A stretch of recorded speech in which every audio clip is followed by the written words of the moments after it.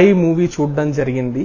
ఈ సినిమాకి రివ్యూ అవసరమా అని మీరు అడగచ్చు. కొంతమంది కమెంట్స్ లో వచ్చి కూడా చెప్పచ్చు, ఉపేంద్ర సినిమా మాకు రివ్యూస్ అవసరం లేదు, మేమే చూస్తాము అని. Please feel free. సో నేను మొన్న ఆయన ఇంటర్వ్యూ చేసినప్పుడు ఏంటి ఈ సినిమా దేని గురించి అంటే ఆయన అన్నారు, ఈ సినిమాని ఆడియన్స్ చూసి అది దేని గురించి అని వాళ్ళు అనుకుంటారో అది దాని గురించి అని.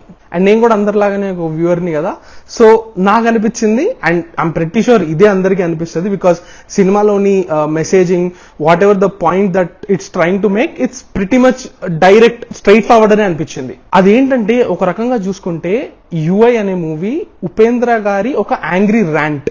ఆయనకి మన టైమ్స్ మీద he's very angry about lack of focus, not getting priorities right, అనవసరమైన విషయాల మీద టైం స్పెండ్ చేయడం, and more importantly mob mentality. So continuous social satire ఉంటుంది మూవీలో. Scene after scene the commentary keeps coming in. And I feel whatever ఆ symbolism try చేసింది కానివ్వండి, ఆ మెటఫర్స్ అవన్నీ ట్రై చేసినవి, most of them are pretty straightforward and they are very easy to grasp. Be it about yugas or Gautam Buddha's enlightenment and how you have to escape your mind in order to be enlightened. But చెప్తున్నా కదా, ఒక mad energy ఉంటుంది మూవీలో. It's weird.